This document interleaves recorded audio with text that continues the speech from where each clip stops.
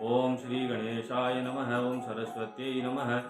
ओम वेदपुरुषाय नमः। ओम गुरुचरण कमलेभ्यो नमो नमः। आज का हमारा विषय है गणगौर पूजन, गणगौर व्रत। सनातन धर्म में गणगौर उत्सव, गणगौर व्रत, गणगौर पूजन बड़ी धूमधाम से मनाया जाता है। विशेषकर यह भारतवर्ष के अंतर्गत राजस्थान में और राजस्थान के पास के जो इलाके हैं उनमें बड़ी धूमधाम से यह उत्सव मनाया जाता है।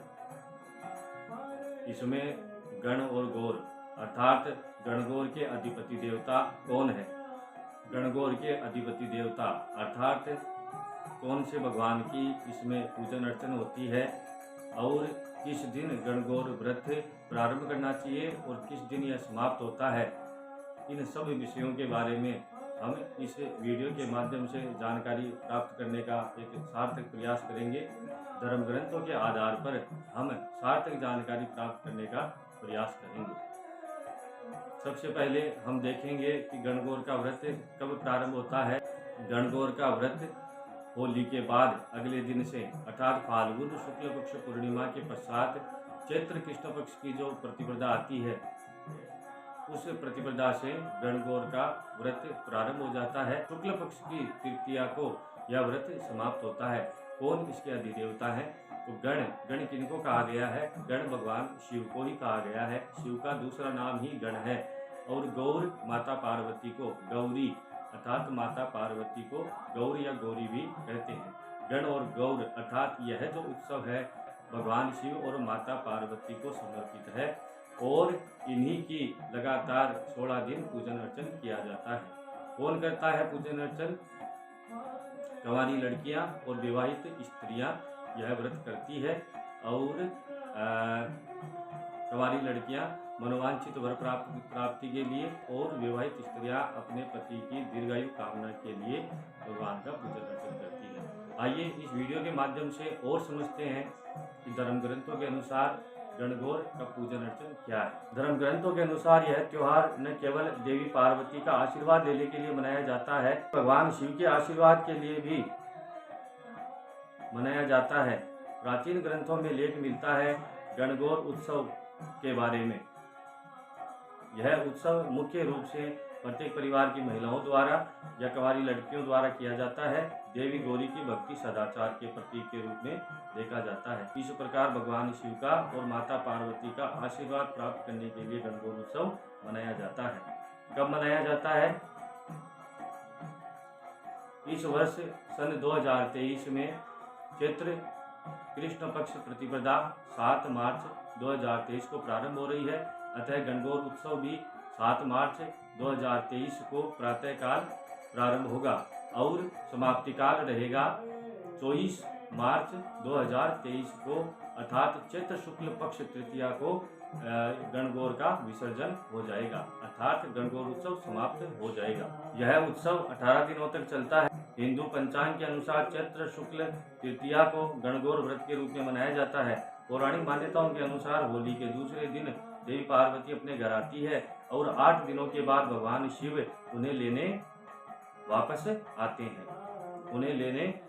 भगवान शिव उन्हें वापस लेने आते हैं। फिर भगवान शिव देवी पार्वती को चैत्र शुक्ल तृतीया पर घर वापस ले जाते हैं। होली के दूसरे दिन यानी चैत्र कृष्ण प्रतिपदा से विवाहित स्त्रियां और अविवाहित लड़कियां भगवान शिव और देवी पार्वती की मिट्टी की मूर्ति बनाकर पूजा करती है। गणगौर पूजा वसंत और फसल के उत्सव का प्रतीक है। यह त्योहार भगवान शिव और देवी पार्वती की एकता का प्रतीक माना जाता है। आइए अब हम गणगौर की व्रत की कथा सुनते हैं। इस दौरान महिलाएं भगवान और देवी के भजन गाती है और फिर अंतिम दिन वे मूर्तियों को नदी के पवित्र जल या पवित्र तालाबों में विसर्जित करती है। इस व्रत में माता पार्वती और भगवान शिव की पूजा की जाती है। इस त्योहार पर विवाहित महिलाएं भगवान शिव और देवी पार्वती की पूजा करते हैं और वैवाहिक सुख और अपने पति के अच्छे स्वास्थ्य के लिए एक दिन का उपवास रखती है और लंबी उम्र के लिए उपवास रखती है। दूसरी ओर अविवाहित स्त्रियां लड़कियां एक अनुकूल और उत्तम वर पाने के लिए माता पार्वती का आशीर्वाद प्राप्त करने के लिए इस त्योहार को मनाती है। एक बार भगवान शंकर तथा पार्वती जी नारद जी के साथ भ्रमण को निकले। चलते चलते वे चैत्र शुक्ल तृतीया के दिन एक गांव में पहुंच गए। उनके आगमन का समाचार सुनकर गांव की श्रेष्ठ कुलीन स्त्रियां उनके स्वागत के लिए स्वादिष्ट भोजन बनाने लगी। भोजन बनाते बनाते उन्हें काफी विलंब हो गया, किंतु साधारण कुल की स्त्रियां श्रेष्ठ कुल की स्त्रियों से पहले ही थालियों में हल्दी तथा अक्षत लेकर पूजन हेतु पहुंच गई। पार्वती जी ने उनके पूजा भाव को स्वीकार किया और सारा सुहाग रस उन पर छिड़क दिया। वे अटल सुहाग प्राप्ति का वरदान पाकर वापस लौट गई। तत्पश्चात उच्च कुल की स्त्रियां अनेक प्रकार के पकवान लेकर गौरी जी और शंकर जी की पूजा करने पहुंची। उन्हें देखकर भगवान शंकर ने पार्वती जी से कहा, तुमने सारा सुहाग रस तो साधारण कुल की स्त्रियों को ही दे दिया, अब इन्हें क्या दोगी? पार्वती जी ने उत्तर दिया, हे प्राणनाथ, आप इनकी चिंता मत कीजिए। उन स्त्रियों को मैंने केवल ऊपरी पदार्थों से बना रस दिया है, परंतु मैं इन उच्च कुल की स्त्रियों को अपनी उंगली चीरकर अपने रक्त का सुहागरस दूंगी। यह सुहागरस जिसके भाग्य में पड़ेगा वह तन मन से मुझे जैसी सौभाग्यशाली हो जाएगी, वह तन मन से मुझ जैसी अर्थात मेरी जैसी ही सौभाग्यशाली हो जाएगी। जब स्त्रियों ने पूजन समाप्त कर दिया तब पार्वती जी ने अपनी उंगली चीरकर उन पर छिड़क दिया तथा जिस पर जैसा छींटा पड़ा उसने वैसा ही सुहाग प्राप्त कर लिया। तत्पश्चात भगवान शिव की आज्ञा से पार्वती जी ने नदी तट पर स्नान किया और बालू की शिव मूर्ति बनाकर पूजन करने लगी। पूजन के बाद बालू के पकवान बनाकर शिव जी को भोग लगाया। प्रदक्षिणा करके नदी तट की मिट्टी से माथे पर तिलक लगाकर 2 कण बालू का भोग लगाया। इतना सब करते करते पार्वती को काफी समय लग गया।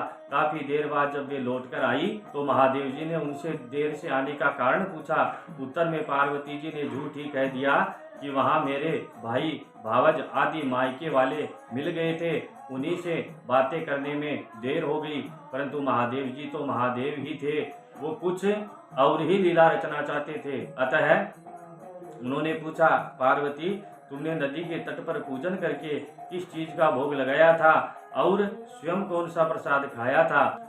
स्वामी, पार्वती जी ने पुनः झूठ बोल दिया। मेरी भावज ने मुझे दूध भात खिलाया, उसे खाकर मैं सीधी यहाँ चली आ रही हूँ।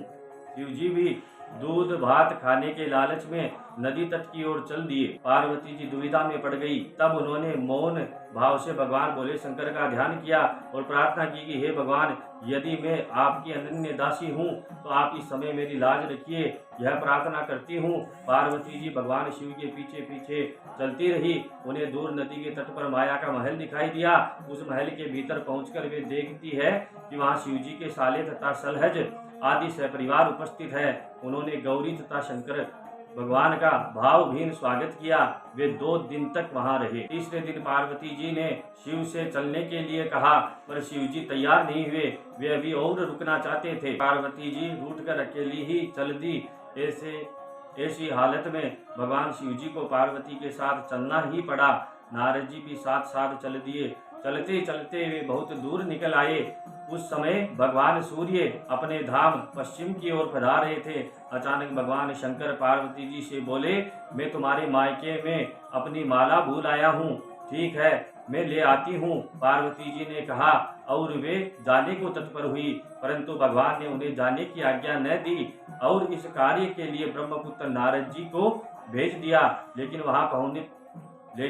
वहां पहुंचने पर नारद जी को कोई महल नजर नहीं आया। वहां तो दूर दूर तक जंगल ही जंगल था जिसमें हिंसक पशु विचरण कर रहे थे। नारद जी वहां भटकने लगे और सोचने लगे कि कहीं वे किसी गलत स्थान पर तो नहीं आ गए। मगर सहसा ही बिजली चमकी और नारद जी को शिव जी की माला एक पेड़ पर टंगी हुई दिखाई दी। नारद जी ने माला उतार ली और शिव जी के पास पहुंचकर वहां का हाल बताया। शिवजी ने हंसकर कहा, नारद, यह सब पार्वती की ही लीला है। इस पर पार्वती बोली, मैं किस योग्य हूँ भगवान?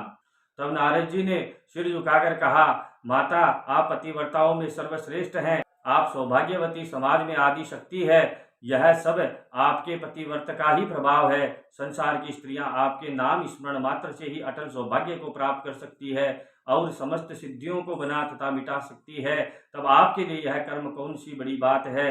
नारद जी ने आगे कहा कि हे महामाये, गोपनीय पूजन अधिक शक्तिशाली तथा सार्थक होता है। आपकी भावना तथा चमत्कारपूर्ण शक्ति को देखकर मुझे बहुत प्रसन्नता हुई। मैं आशीर्वाद रूप में कहता हूँ कि जो स्त्रियां इस तरह गुप्त रूप से पति का पूजन करके मंगल कामना करेगी, उन्हें महादेव जी की कृपा से दीर्घायु वाले पति का साथ प्राप्त होगा। इस प्रकार यह गणगौर की जो कथा है, व्रत की कथा है, यह समाप्त हुई।